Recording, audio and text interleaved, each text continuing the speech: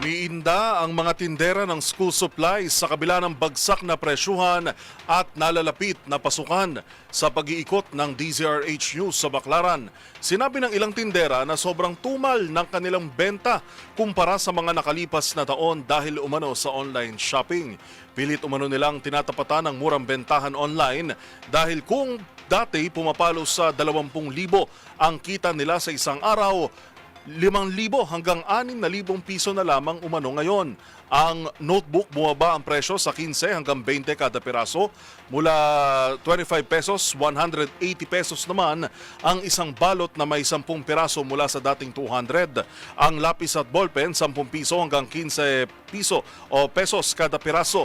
120 pesos naman ang 24 na piraso ng Crayola habang 45 pesos ang waluhan. Ang pambura, 15 ang bawat isa. 55 pesos naman ang pentel pen.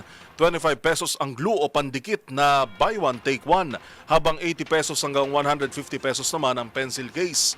Ang school uniform, 120 hanggang 250 pesos depende sa laki. Ang sando, 50 pesos hanggang 100 pesos habang ang shorts at pants na pumas o napampasok ay 120 hanggang 180 pesos. Pero sabi ng mga tindera, maski ang school uniform, hindi na raw patok ngayon dahil karamihan sa mga lokal na pamahalaan may palibre na nito sa mga mag-aaral.